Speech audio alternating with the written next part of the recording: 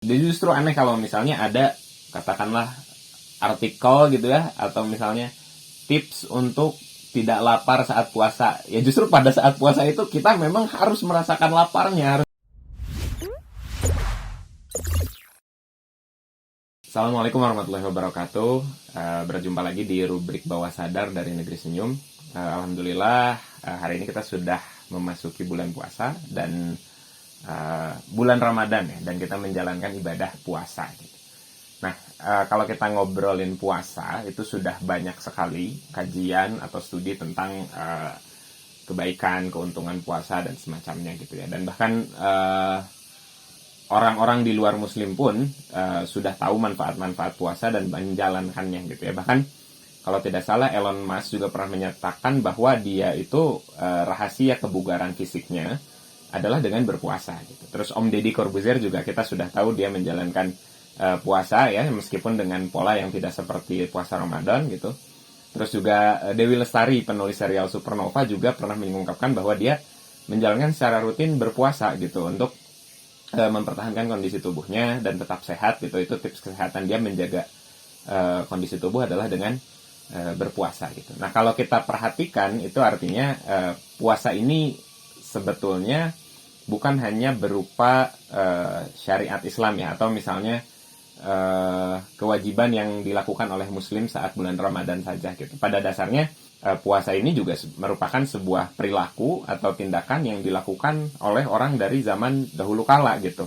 Beribu-ribu tahun yang lalu sudah mengenal praktik berpuasa, praktik untuk tidak makan, tidak minum gitu ya, tidak melakukan hubungan seksual, artinya mengurangi atau menahan diri dari perilaku-perilaku yang sifatnya mengeluarkan nafsu-nafsu kemanusiaan kita gitu. Itu menjadi semakin menarik untuk saya gitu ya, dan ketika saya mencoba memahami, meriset gitu ya beberapa fenomena tentang puasa, dia menunjukkan satu hal ya, dimana ketika seseorang ingin melakukan perubahan terhadap dirinya sendiri, nah puasa ini bisa menjadi sebuah praktik yang membantu terhadap perubahan-perubahan yang kita inginkan gitu.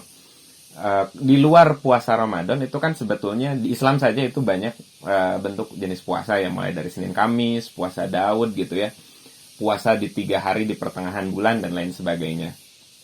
Di luar Islam itu juga banyak praktik-praktik berpuasa ya, yang sifatnya mungkin berbeda ya. Misal di kebudayaan Jawa dan Sunda itu ada puasa wedal gitu, dimana kita berpuasa sesuai hari lahir kalau tidak salah. Nah itu, atau misalnya ketika seseorang melakukan tirakat-tirakat gitu ya, atau katakanlah dia berusaha untuk mencapai ilmu tertentu gitu ya, seseorang untuk berusaha mencapai ilmu tertentu, nah dia disyaratkan untuk melakukan puasa-puasa sekian hari begitu ya, sekian lama gitu ya.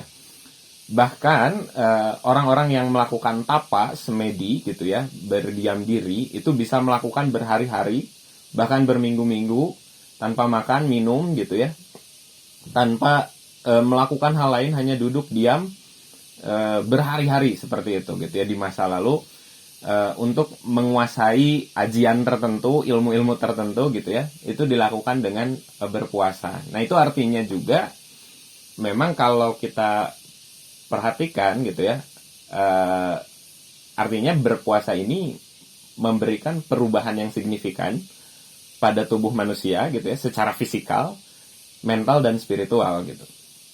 Nah, kalau meminjam istilahnya Zen RS, salah satu esais favorit saya, dia juga pernah menuliskan tentang puasa itu adalah jeda gitu, la pausa gitu ya, artinya jeda gitu ya, atau kita berhenti sejenak gitu, dimana ketika kita melambat, segala hal akan lebih terasa gitu. Ketika kita mempercepat diri kita cenderung melupakan banyak hal gitu. Nah itu juga menarik, karena kalau misalnya diartikan seperti itu, kalau ada iklan-iklan yang ngomong bahwa oh puasa jangan kendor, harus terus gas melakukan kegiatan, ya justru aneh gitu ya. Justru berpuasa itu adalah dimana kita berusaha merasakan apa yang terjadi di dalam tubuh kita, di alam sekitar kita, dan merasakan perubahan-perubahan yang terjadi di dalam diri gitu, sampai ke tingkat sel gitu, sampai ke tingkat yang paling dalam gitu. Pada saat berpuasa itu itu adalah momen praktik di mana kita benar-benar masuk mengkaji ke dalam diri gitu. Karena lapar, haus, kelelahan itu membuat semua hal gitu ya menjadi lebih peka untuk kita gitu. Kita lebih peka terhadap semua hal yang ada di sekitar gitu. Nah, ini juga jadi menarik. Justru dari situlah perubahan-perubahan yang signifikan itu bisa terasa gitu. Nah, ini yang mungkin kita sering luput gitu ya. Justru ketika berpuasa itu adalah momen refleksi yang sangat tepat gitu ya. Tapi tidak juga diartikan bahwa puasa itu adalah jeda. Nah, setelah puasa kita melakukan hal yang kita lakukan lagi sebelum berpuasa gitu. Jadi perubahannya hanya terjadi di bulan puasa gitu ya. Jadi jeda dalam artian kita berusaha memperlambat, merasakan apa yang sebenarnya terjadi di dalam tubuh kita, di dalam diri kita gitu. Terus ada yang menarik lagi, misal contoh gitu ya, adalah kalau tidak salah ini hadis gitu, ketika seseorang ingin menikah tetapi belum mampu, itu disarankan untuk berpuasa gitu. Nah, orang sering mengasosiasikan hal tersebut dengan menahan nafsu seksual gitu ya, artinya mengendalikan nafsu seksual dengan berpuasa gitu. Padahal mungkin kalau kita kaji lebih dalam, itu lebih dari itu ya gitu. Justru karena berpuasa ini adalah mengubah diri untuk menjadi lebih baik ya, secara fisikal, mental, dan spiritual gitu. Anjuran berpuasa itu juga merupakan anjuran untuk memperbaiki diri sebelum mampu menikah gitu. Artinya kalau kamu belum mampu menikah, ada hal-hal yang harus kamu perbaiki secara fisikal, mental, dan spiritual gitu. Maka berpuasalah gitu. Selain untuk mengendalikan hawa nafsu, juga adalah untuk memperkuat tubuh, mengubah mental dan spiritual kita, lebih mendekatkan diri kepada Tuhan dan seterusnya gitu. Jadi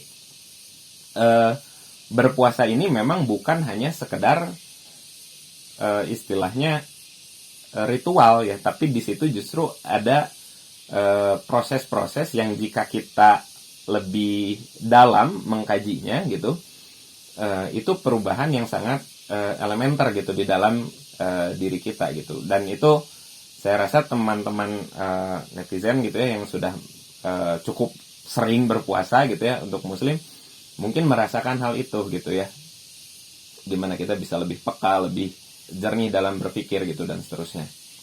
Kemudian hal eksternal lain di dalam khususnya bulan Ramadan ya, saat berpuasa itu alam pun memang berbeda kondisinya gitu. Jadi correct me if I'm wrong gitu, bahwa Ramadan juga punya makna membakar gitu ya, atau panas gitu ya. Jadi misalnya kerasa suhu alam di sekitar kita tuh jadi terasa lebih panas gitu ya, lebih gerah gitu ya. Pada saat kita lapar dan haus itu justru kondisi alamnya malah seperti itu gitu. Dan itu memang sengaja untuk memaksa kita sampai kepada titik maksimal untuk melakukan perubahan-perubahan di dalam diri gitu.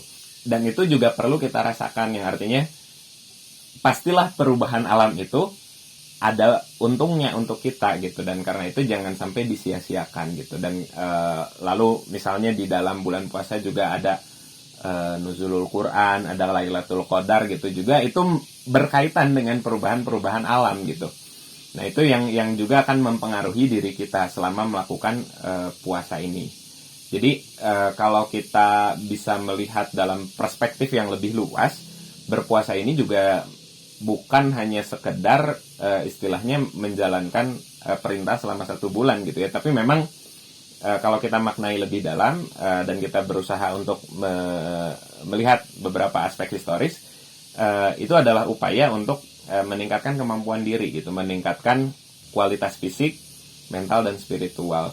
Dan artinya juga di sini bisa kita maknai gitu ya, bahwa dalam puasa itu tidak hanya kita itu sedang melakukan jeda atau istirahat gitu, tetapi justru upaya untuk masuk ke dalam diri lebih dalam dan memperhatikan perubahan-perubahan yang terjadi, merasakan gitu ya, dan semacamnya gitu. Jadi justru aneh kalau misalnya ada katakanlah artikel gitu ya, atau misalnya tips untuk tidak lapar saat puasa. Ya justru pada saat puasa itu kita memang harus merasakan laparnya, harus merasakan hausnya.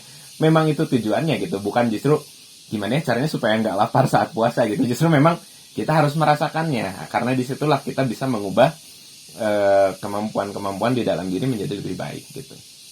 Terima kasih sudah menyimak rubrik Bawah Sadar dari Negeri Senyum. Wassalamualaikum warahmatullahi wabarakatuh.